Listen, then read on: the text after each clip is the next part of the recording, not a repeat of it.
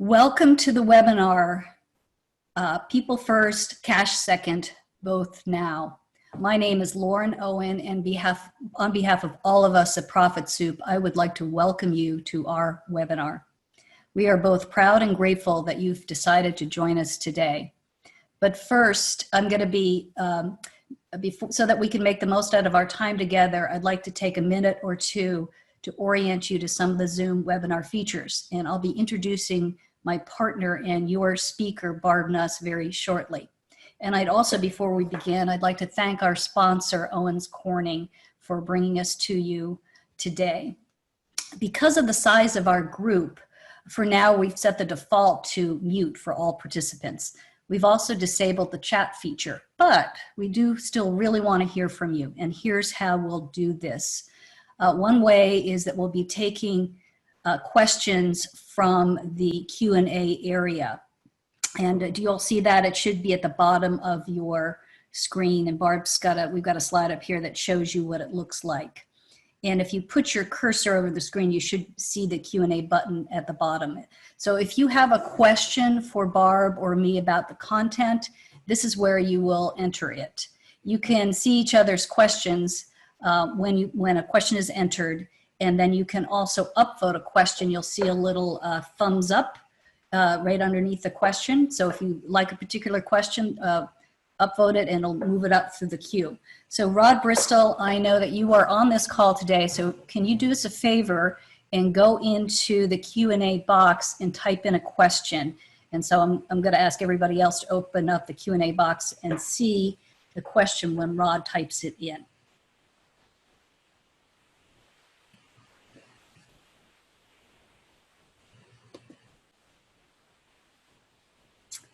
Okay, let's see. Rod, are you out there?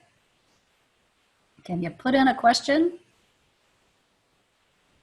Or anybody else can put in a question as well. Test, great. All right, so testing from Brandon, Cody. All right, and is everybody, oh, another one, Brian, thank you so much. You should be seeing underneath the question a little thumbs up. So if you want to pick a question and click on that thumbs up thing just to test that feature out, that would be great. Okay, I'm not seeing it on my end, but hopefully you guys are seeing it on your end. So it looks like you've got the Q&A feature down. So Barb's gonna be answering questions towards the end of the presentation, but if it's a super important question that might help us clarify the subject at hand, I'll either answer it myself or I'll be sure to bring it to Barb's attention while she's presenting.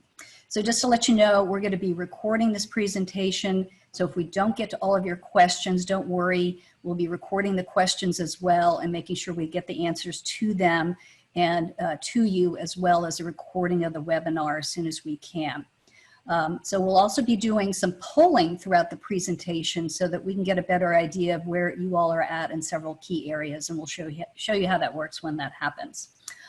Okay, I think that's it for the housekeeping portion. Barb Nuss, our speaker today, is someone I think most of you are very familiar with because of her appearances at the last two Owens Corning conferences.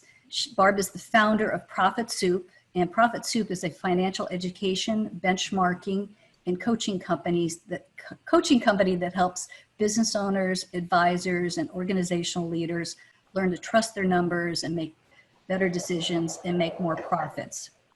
Besides live presentations and webinars like we're conducting today, Profit Soup offers financial education online as well. So as you know, Barb is a CPA, but she's a real pro at helping owners make sense of their numbers. And in recent weeks, she's been helping business owners across the country take stock of a truly challenging situation so that they can take appropriate action in the weeks and months to come. So please join me in welcoming Barb Nuss. Take it away, Barb. Hey, you guys, thanks very much. It's wonderful to see you this morning. I at least see that you're there. It's hard that we don't see our faces and we're so used to each other. I miss you guys. I hope you're doing well. I know we all have some serious challenges going on. In fact, I've been talking with some of you But I want to remind you of one thing. Does this look familiar? We talked about this when we met almost a year ago, back in April in San Antonio, I think is where we were. And what we were worried about then was that the weather was bad and we might miss our golf game. Doesn't that help put things in perspective? So remember what we said then. It's like, wow, that was our last kickoff of our reception of our most recent recession. And we need to get ready for the next one. And remember the theme of what we were talking about last time we were together was, I saw that one coming and I was ready. In about 2008, we said, which of these two things did you say? Or was it, I didn't see it coming, but I was ready anyway? And we talked about some of the things that we could do to get ready for the next recession, not knowing when or what would cause it, but we did know that it was going to happen. And hopefully we did some of the things that we talked about last year to get ourselves financially stable. But I guess all that's behind us now. And what we really need to talk about is what's the impact today. So let's go ahead and start our first poll. Lauren, would you launch the first poll? Because I'd like to understand how things are going for people today. So just click one of the boxes here and vote on, choose one of those. And how does your March revenues compare to March 2019? Are they up more than 10%? So click the box that works for you. Up about the same, down 10% or less, down 11 to 30, down 31 to 50. And we've got people logging in here. And I see, I can see that 9 or 10 of you are in. And we're going to wait before we reveal the response there until more have answered. So go ahead and get your answers in. And then also, once you've answered, that poll comes up. You can scroll down on the poll itself, and there's a second question for you to answer. And the second question is, how do you expect Q2 revenues to compare to Q2 2019? So go ahead and scroll down and answer both of these questions right now. Do you expect Q2 to be up by more than 10%, up by somewhere between 1 and 10, about the same, down 10% or less? You get the drill. Mark the answers that as you see them on question 2 as well. I see people are still entering into question 2, so we're not going to reveal yet, but we will soon. So please put in your numbers. I'm going to give you a count of 5 more seconds. I see not everybody has clicked in. Please click in if you can. In 5, 4, 3, 2, 1. Okay, so Lauren, would you end the poll and present the results? Okay, so share those results. Let's see, question 1. Look at many of you are still up, but there's somebody who's down like more than 50%. And I have an idea. I know who that is and why that is, my friend in Washington. So you can see that we're kind of spread out, but for the most part, there's not very many people in our group that are down very much. Then let's go ahead and scroll that down, scroll that window down, and then you'll see how people answered the second one. And you can see that when we scroll down that that there's a few more people coming. The largest group now is down to 11 to 30%. So while it hasn't happened to all of us yet, we're expecting something will happen. Okay, I'm going to go ahead and I'm going to stop sharing those results, and I'm going to move ahead because I think what you've seen is the impact of this chart, which is telling you is construction services been marked essential in which states. So for those of us where non-residential or where residential construction or non-hospital or super essential related construction is going on, you're seeing the more than 50% down because we're out of business. So for other people who are still working, some of you are having decent results now, but still expect that you might not have decent results in the future. And one of the reasons for that is because think about who your customers are. They're builders, right? And who are their customers? They're consumers, right?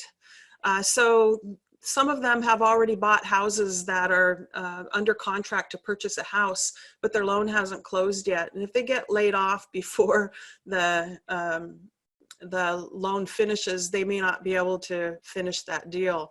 So we've seen a lot of builders with their foot to the floor here in the last month, trying to get those done and trying to get the other ones in the pipeline to cover at least. But is there a chance, and I think for many of us, because we believe our businesses are going to be slowing down, that there's a chance that we think that, especially for those who are selling to larger national builders and for residential, or even the larger regional builders, they may stop putting inventory in the market if they don't have confidence that people are going to be able to qualify for loans and buy it. So while even for those who are in the states that are marked green here, or light green or white, for those people in those states, your slowdown is going to be based on the economic factors. For those whose states are marked red, our slowdowns are based on something else. They're based on the fact that we can't go to work right now. So this thing is impacting us all differently. Whatever the reason is, you need a plan for how you're going to deal with this and come out the other side of it. Now, it's like, well, geez, how can I possibly plan because I don't know what the future looks like? Man, you got to start somewhere. Don't let yourself get paralyzed and stop planning and stop looking to the future, because it's by quantifying what we think our future looks like, that tells us what we need to do about it today. And I'm going to share with you today that I believe you need 3 plans. You need, number 1, a plan for people, number 2, a plan for cash, and you need both of those things now. And the way that we organize, that we know what our cash flow is, we need to organize our borrowing, and that is to have a plan for our borrowing. So I'm going to talk about these 3 types of plans here today, because these are things that you can do now to be prepared so that you know how to react as things change. So people first.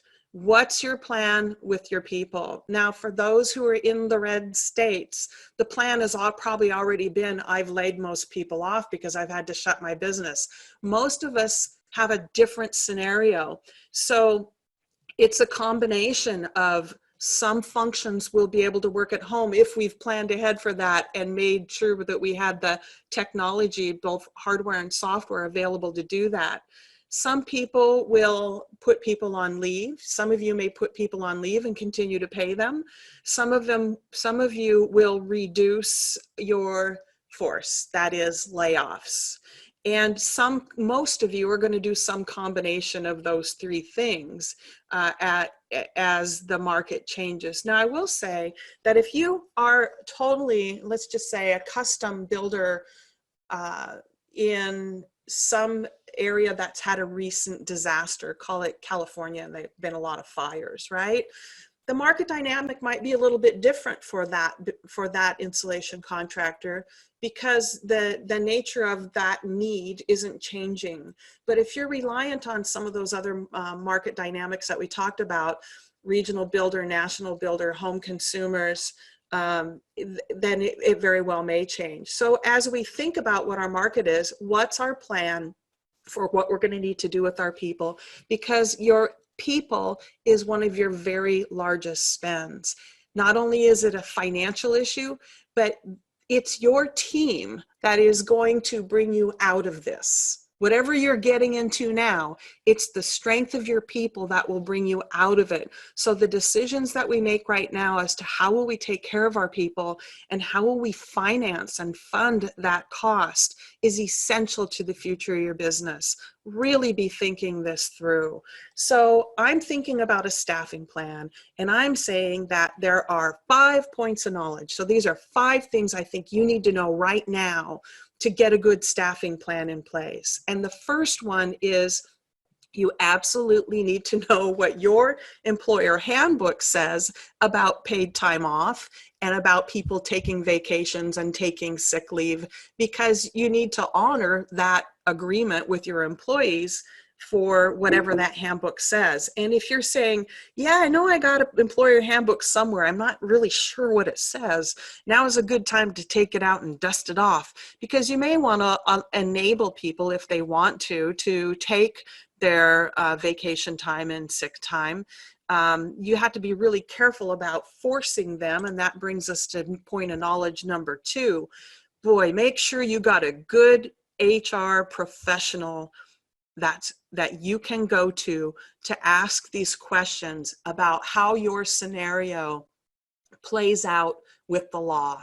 There are Department of Labor laws that when you're planning to have paid leave for people or layoffs for people, or that being the reduction in force, there are other things besides just doing it that matter. The ADA, Americans with Disabilities Act, puts some constraints around some things we can do. Do you know you can't ask people if they are in a high risk group for contracting the coronavirus? You can't say, do you have a compromised immune system? Now, you might be all great intentions for doing it, but you can't say it. You can't also say, hey, because you're over 60, you're going to get laid off first. You can't do that either. That's age discrimination. So there are things you can't do. So it's not just about how you do your layoff, but it's about how you bring them back. You got to make sure you have a good reason for doing this, for making the selections you're making of who gets what. Whether that be a layoff or reduced hours, you got to be fair. You got to know what the rules are. And I'm going to tell you, I'm the first one to tell you, I don't know them all. You don't know them all. Make sure you're working with a good HR advisor that can help you with that. So this is a really big one. It's one of the ones where 20/20 hindsight can be really expensive. Now, some of this has changed, and we've heard a lot about this thing called the Families First Coronavirus Relief Act. Okay. Now, this was the thing that came in about 2 weeks ago. I mean, it's like we're on this freight train of change. And back when this thing came out, it was like the biggest, most confusing thing. Now there's way more bigger confusing things. But the deal is there's never been federally mandated sick or family leave in the past. Some states had it, some cities had it, but now it's federally mandated till the end of this year if it's something related to the coronavirus. All right, so it's very specific. It's 80 hours of paid leave, which can be more than that in certain circumstances. Again, use your HR professionals to get the fine tuning the details on this, but you will be able to take a tax credit to offset that cost right to your 941. So virtually, if you're writing checks on this, then you probably aren't making tax deposits. The problem here is for those people in Washington or the other red states, if your business is closed, you can't give somebody paid leave, because in order to give them paid leave, they had to have had the opportunity to work. So it is messy and bumpy here about who can take it. And remember, this is the one that also has the ability to pay employees to stay at home when their kids' school is closed, which of course, for most of us, school is now closed for the rest of the year. So that piece of it probably applies to many of you who are not in the red states if people can't come to work because they're caring for children. Know that you can get a credit for 2/3 of what you pay them, up to $211 a week. So know what those details are. And the reason why you need to know what those details are is because of the credit, because this is going to affect your cash flow plan. And it's the cash flow that's going to tell you what you can do. Okay, this is where we're going to, is all this knowledge comes into this decision-making process of who am I going to pay, when am I going to lay off, and when will I bring them back, and how will I fund all of this? So that brings us to this next point of knowledge when it comes to people. The Families First Act came with some extra funding for the states for unemployment. And if states take that package, which of course they all will, it comes with strings attached, and the strings say no waiting, no looking. What do I mean by that? There used to be like a 1 week, or some states even a 2-week wait period between the time that you got laid off and when you could actually start collecting. That's gone. They can start collecting unemployment immediately. And the no looking means they don't have to be looking for work in order to qualify to be eligible to receive the benefits. So that was the first bit of that was really helpful.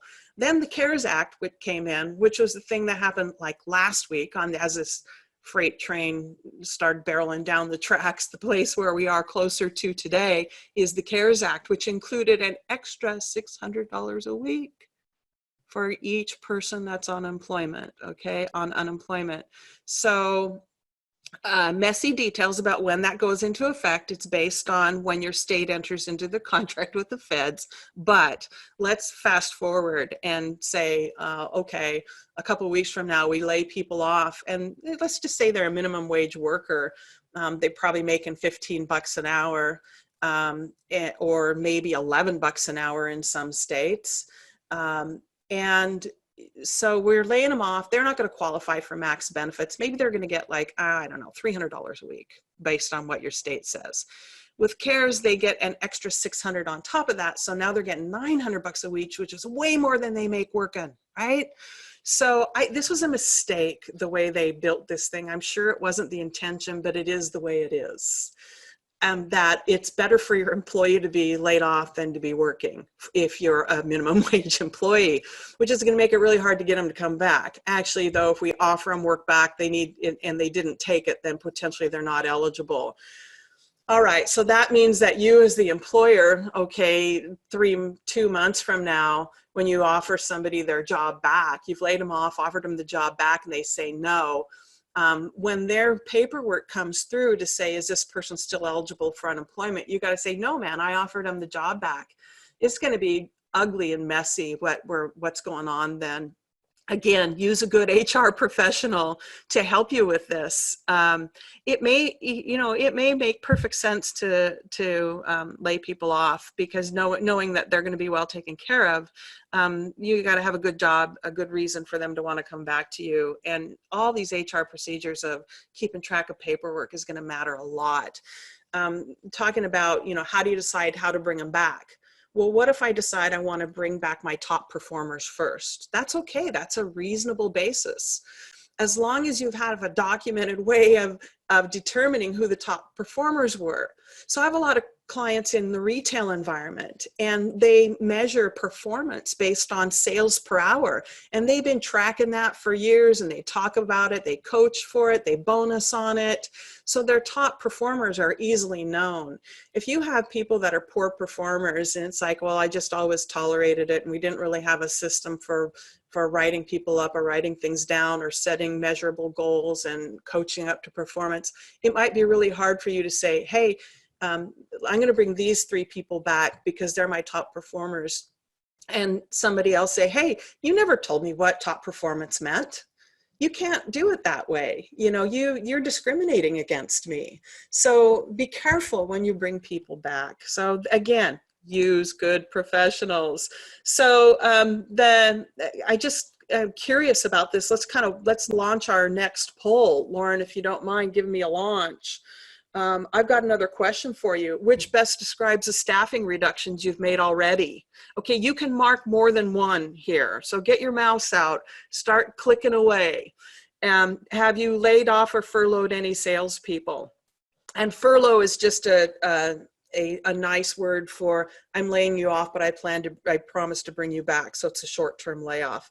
go ahead and start clicking the boxes here that apply to you. Have you laid off or furloughed any office or warehouse people? How about crew supervisors? How about installers? Have you reduced hours for anybody? Have you reduced hours for installers? Okay, this is where the numbers seem to be coming in. So everybody click it up, man. Start clicking. We've got a few people have voted. Only 15% of you have voted so far. So please get your mouse out and go clickety click. I know that some of you, I think, are calling on and are not on the computer also. You'll be able to watch the video recording later, but it makes it hard for you to clickety click. So we've got about over 20% have voted at this point. So please go ahead and mark some selections here. I'm going to give you a count of 5 to finish them up.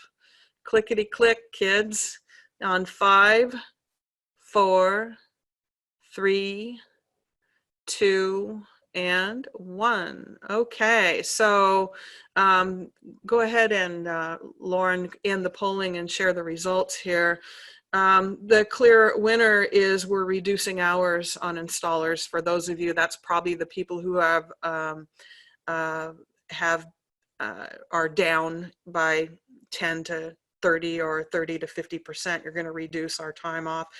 A quarter of you have actually laid, so 75% are saying we've reduced hours. A quarter of you have laid off either installers and or warehouse management people, reduced hours for warehouse and management, and some layoffs of installers. So the things are happening now as we speak, and this is a tough time. And we could actually, I'm sorry, I didn't ask you to scroll down, but if you scroll down, you can actually see the results for the second question as well, which is what do you expect it to look like in quarter 2? More of you will have reduced out. More of you are saying you'll have layoffs than now, and that's accurate. I mean, this is what's going to happen, right? So if we know this is where we're going, we can predict it. Then let's do it. Let's forecast it. Let's identify how we're going to do it, the plan, and what it's going to cost, and how we're going to actually get this stuff paid for. So that's where we're headed with this next. So Lauren, if you don't mind closing the poll. That's where we're going to head with this next is the cash flow plan. And I usually say you need a monthly cash flow plan, like for the next 12 to 24 months. I'm not saying that anymore. I'm saying you need a weekly cash flow plan for a rolling 13 weeks. That's basically 3 months out there, right? So how do you actually do that? Well, you need to be able to forecast your payroll, and probably your installers is a variable, it should be a variable cost payroll, right? It should be in relationship to sales, some percentage of sales. But for your overhead people, your admin, your warehouse, your supervisors, your crew, maybe your crew supervisor that gets a salary, that's going to be a fixed cost decision that's going to be based on your decision on how you choose your layoff. That's going to impact a huge amount of this cash flow forecast. That combined with declining sales that you told me you're expected means you're going to have a loss, right? How will the losses be funded? That's why we need the cash flow forecast. Where am I going to get the money to make this happen? So if you have a loss, and I expect many, if not most of you will, 3 things could happen. Either you will burn cash, you will borrow more, say on your credit line, or the owners will pony up, reach into their pocket, and put money into the business. This is your future. And this is what we're trying to determine in our cash flow plan is, what is this thing going to look like? And this is why every business needs a cash flow plan, because you can only burn cash that you have. You can only borrow on your credit line to its ceiling unless you can negotiate it up. then without some other options, you're going to have to step in and reach in. So what we want to do is forecast the cash well, get a good borrowing plan in place, and potentially limit what we put back into the business, although it is certainly an option. So cash flow plan, same thing, 5 points of knowledge. The first one is you need to understand this stuff. You need to get the break-even analysis piece. You should have it by now because you've heard me do it. And if you haven't heard it, you can get it from me online. Let me know, because you got to be really competent in understanding, as my sales go up and my sales go down, how do my costs follow and track? And what do I have to get to break even in sales? And once I go below my break even, now what happens? Okay, so we want to take that knowledge and turn it around and look forward with it to build this cash flow plan. We're going to take that intuitive sense of how our business behaves. And here's another piece about the break even that's really helpful. If you know your numbers in that way, you could answer this question if I asked you. If your sales drop off by $4, how much do you have to cut your costs? Okay, or for every $50,000 that your sales drop, how much do you have to cut your fixed costs to still come out to break even, to come out the same? So it's a great bit of acumen. If you don't have it, it's not too late to get it. It's also helpful if you or somebody on your team knows how to build a cash flow forecast, because you're going to need it. So engage with the people who can. Maybe there's somebody on your team who can. If you don't have that background, engage with your CPA or somebody else that can help you. And it's going to start by knowing what your costs are. So you absolutely need to know your costs. What's normal? Which costs are fixed costs? Which ones are going to go away as sales go away? If you're really going to make it work, and if those of you in the red states, as we saw them on the chart, are already beyond what my normal costs are and you're trying to renegotiate them down, okay, so what can you negotiate deferments on? Can you negotiate deferments on your rent? For many of you, you own the building, right? So you're negotiating with yourself, but you're stuck between a rock and a hard place, because if the business doesn't pay you the rent, you don't have the money to pay the debt payment. So it's hard to let them out of the rent. Okay, so if you don't rent from yourself and you rent from somebody else, that same thing's happening, man. Those people need the money. And it really depends on the financial position of the landlord. If you're the landlord, the first thing I'm going to tell you to do is go to your bank and try to negotiate some deferments on your payments on that.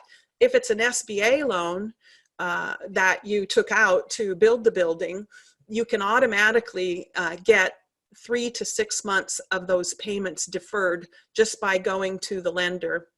That's something that's one of the relief things that has come to pass.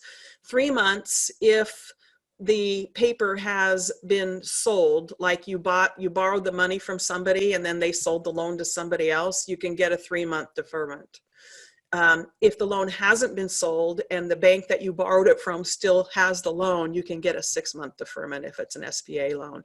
So if you haven't already gone out there and asked for that help, ask for it now, even if you're not sure how much your sales are going to drop off, because the time to get ahead of this is when you still can, before it's here, right? That's it. Look into the future, bring it into now so you can do something about it. Negotiate with suppliers on deferments if you need to. One of the first things people want to do is cut their marketing expense. And this isn't a big marketing industry. We don't spend a lot on that. But if you are somebody who does a lot of retrofit work, a lot of business to consumer work, marketing is a big thing for you. And you really need to think about, do you want to be spending a lot of money on marketing at this moment? If people don't really want you in their home and you don't want to put your employees in their home, or if that segment of your business is dropping down, you don't want to disappear, okay? You do not want to disappear. You want to still be a known quantity. but find where your people are and get to them, which potentially might be digitally right now. So I see a lot of people stepping up their digital presence because it's less costly sometimes in dollar terms, depending on what you're doing there. But don't kill your marketing budget forever, because when we get back in business and want to come on, we're going to need to be selling hard. I mean, we're going to need to, we don't know exactly how we're going to come out of this. We could come out with a hockey stick. If we come out quickly, we might come out with a hockey stick if it happens quick. But if this is a long and drawn out thing, consumers aren't going to be able to spend money, and it won't be a hockey stick out. So you may need to be spending money advertising, because you may be getting lower margins, because some people aren't going to survive, certainly. And those who do are going to have more demand for their services. One of the things we know is that when demand is high for our services, a whole bunch of people jump in, because sometimes the barrier to entry is pretty low. So I would just say that, really think through your marketing plan, and don't take your marketing budget away for the entire year, but maybe you defer some spend, because you may really need it to get back in gear. So find out what you can defer. The big ones obviously are rent, suppliers, marketing, and loan payments. Once you know what you can do in terms of a cash flow, combine that with this payroll budget, based on who you're paying, that tax credit, who you're laying off, and build that cash flow forecast, a 13-week cash flow forecast.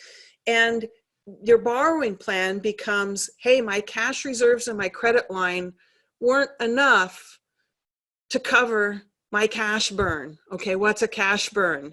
Cash burn is when the expenses, as adjusted for whatever deferments and your new staffing plan are, if those are bigger than the revenue you have a cash burn. If you're in Washington, your cash burn is your fixed costs that you can't get out of, right? Okay, so here's kind of a big picture thing of what this actually looks like.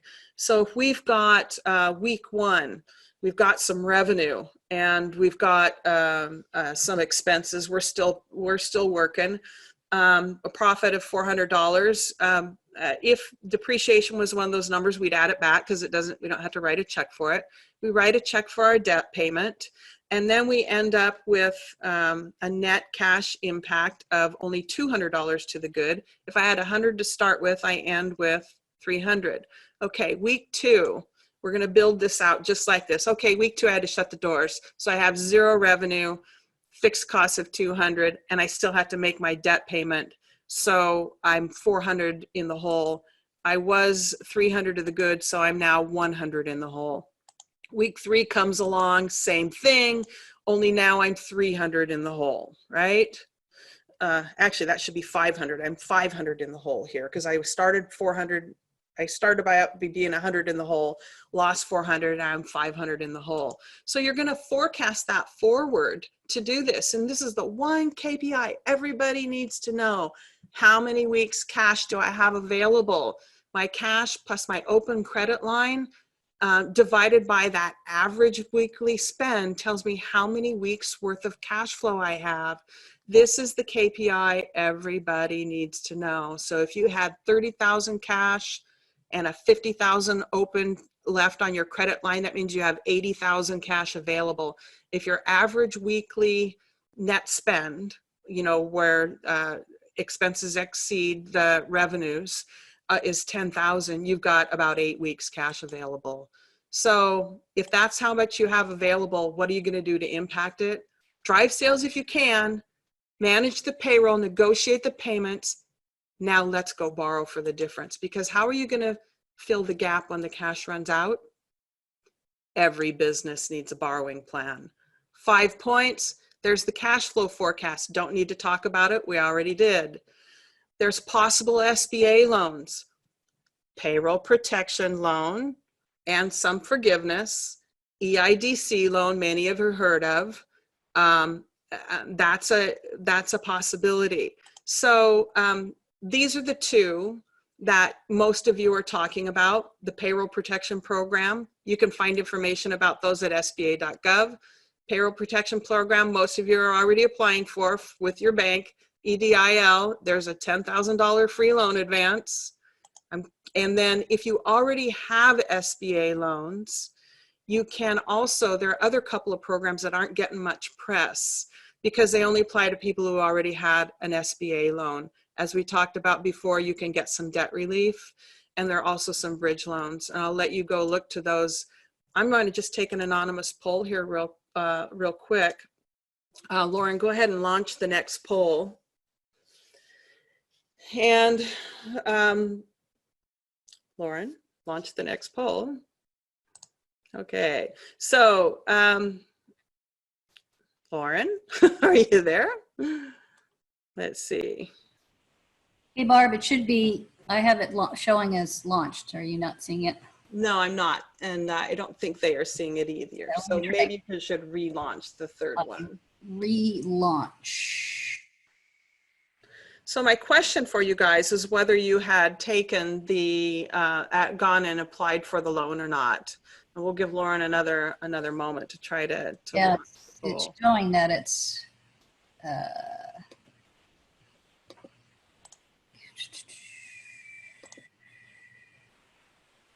how's that? There it is. Okay. Now it's coming through. Very good. Thank you. Very good. Okay, so if you've applied for a PPP loan, put it in that you've applied.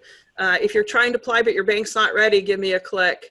If you intended to apply but you haven't started the process, then if you've applied for an EDL $10,000 grant but haven't received it, please click in there.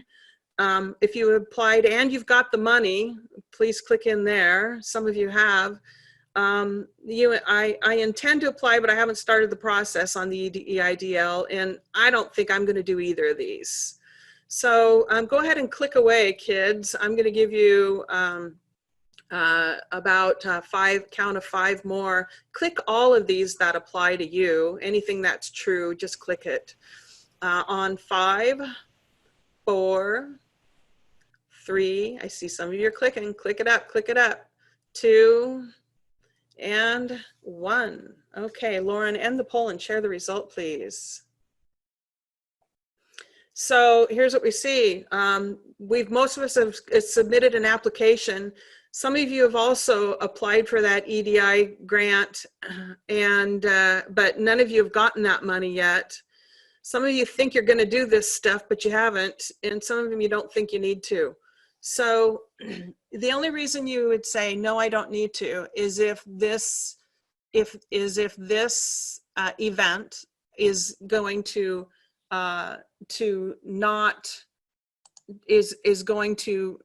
actually not impact your business. And you still have time if it impacts your business later. The problem with the PPP loans, which we're going to talk about, is they're widely believed that they're going to run out of money. They are talking about the possibility of actually getting more funds into there. At this point, what they've done to get more funds in is they've allowed banks to borrow more, but they haven't actually funded the programs. So it's problematic. So I'm not going to get in huge detail here, but it's a loan, man. How much can you borrow? Average payroll times 2.5. Okay. And then you hope you're going to be forgiven from this. What will you be forgiven for? From the date you get that money, 8 weeks of payroll, rent, and utilities and mortgage interest. That up to the amount that you borrowed can be forgiven, but only if you kept your people.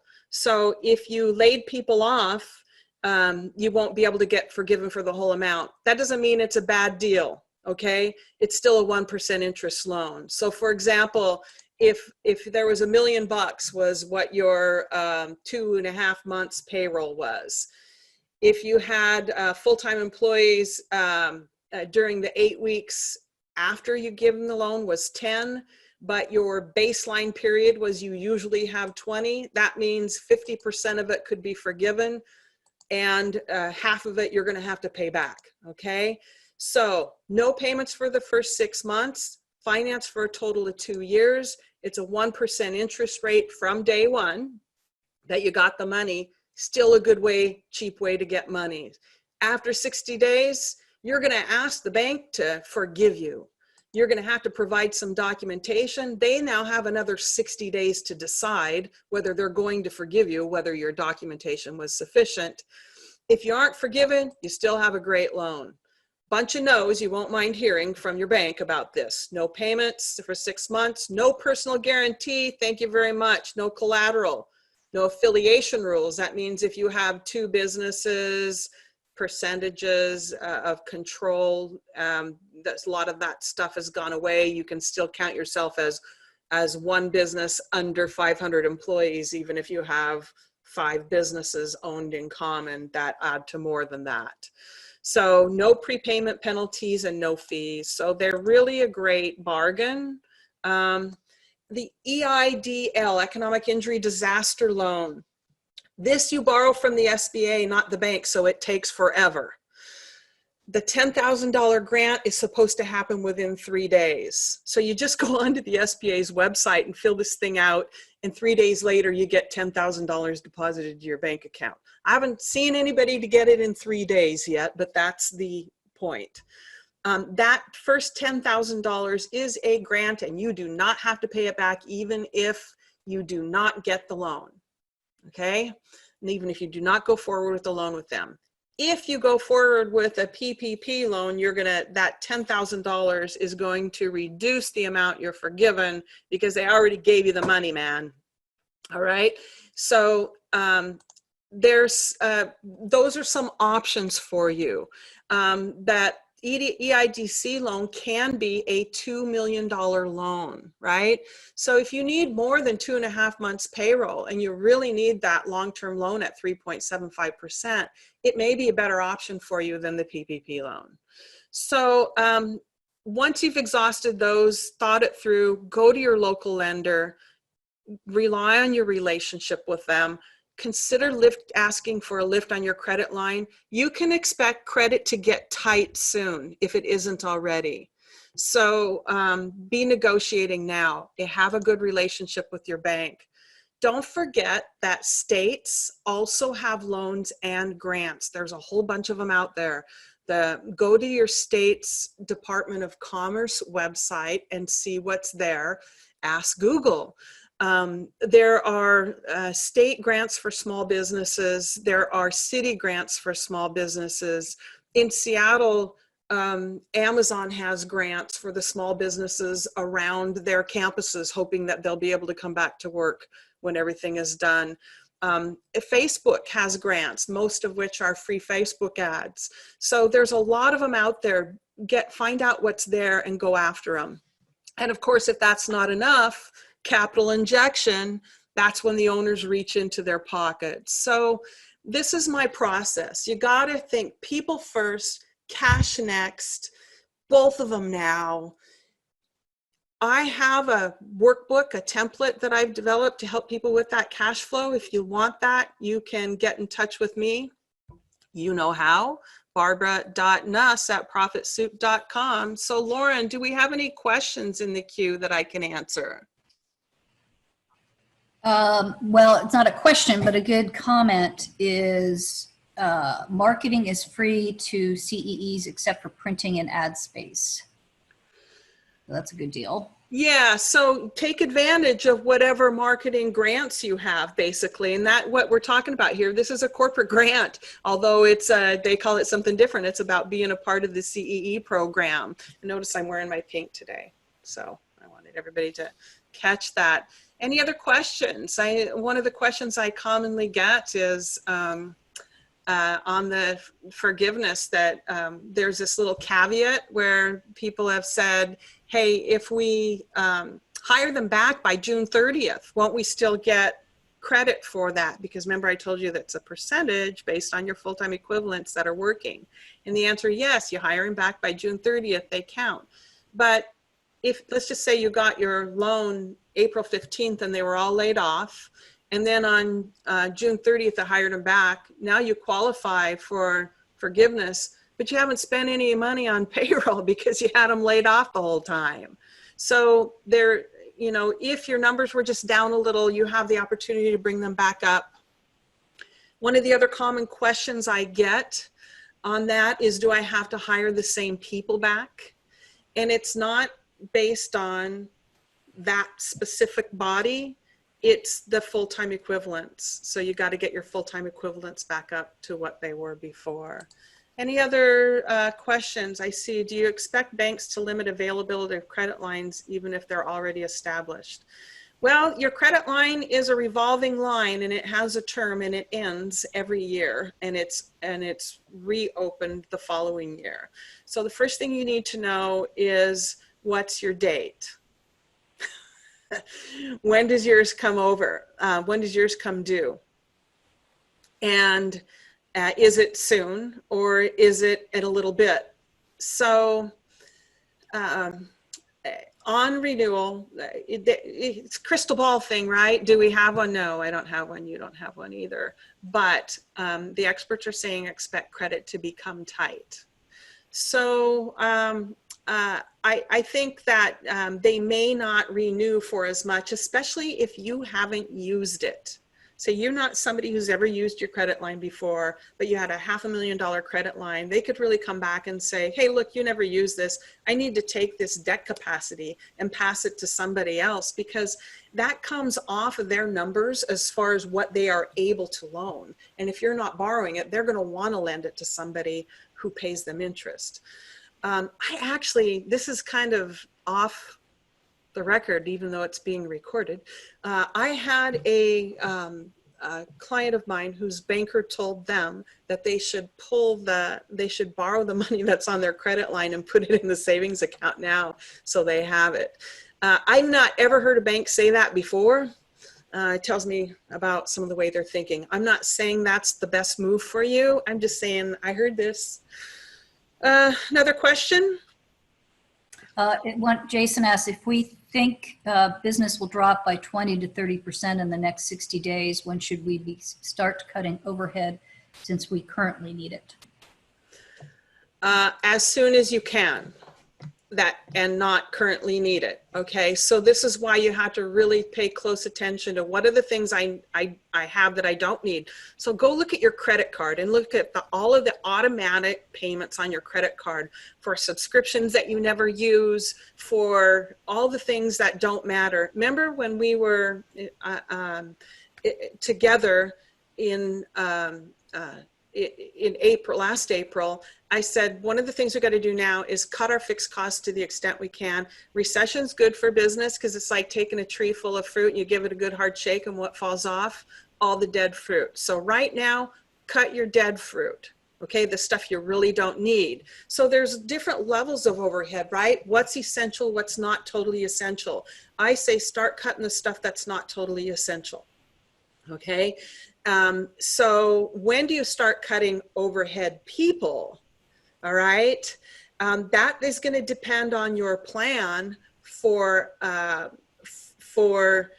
your PPP loan, right? If you're applying for one, you could keep them and be forgiven for 8 weeks, in which case you might be good for the next 8 weeks because you're going to get some help. You're going to be protected for those 8 weeks of overhead people.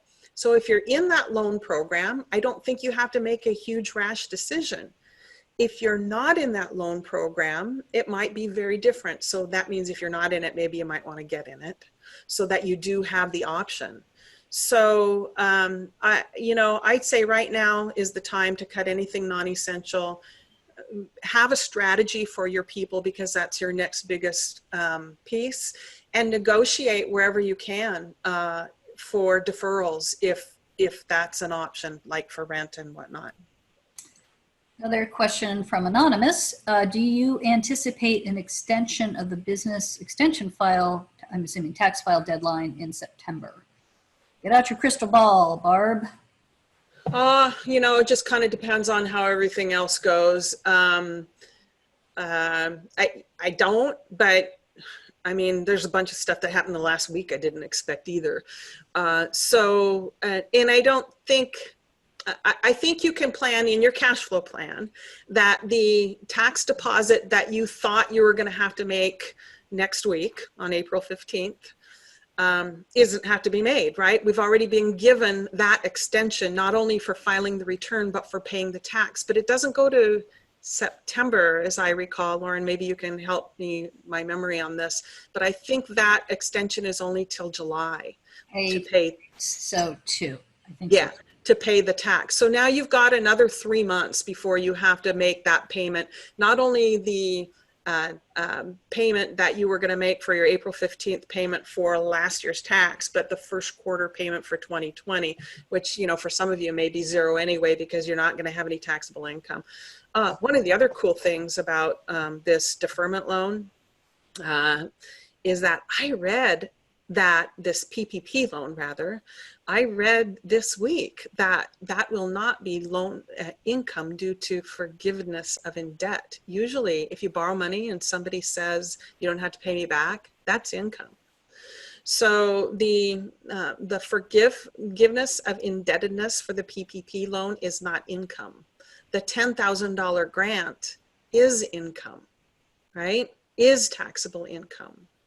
So if the PPP loan is enough for you and you don't need money for other things, you might be better not to take the $10,000 grant, because the $10,000 is going to be taxable income and the rest of it isn't. And that $10,000 is going to come off your PPP loan.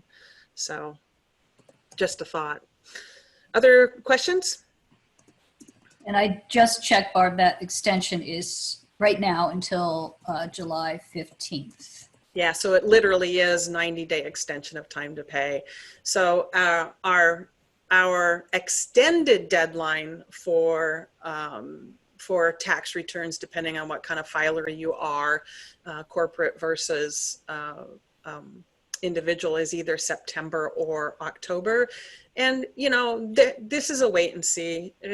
As you saw, the decisions that are impacting us this week were made last week, right?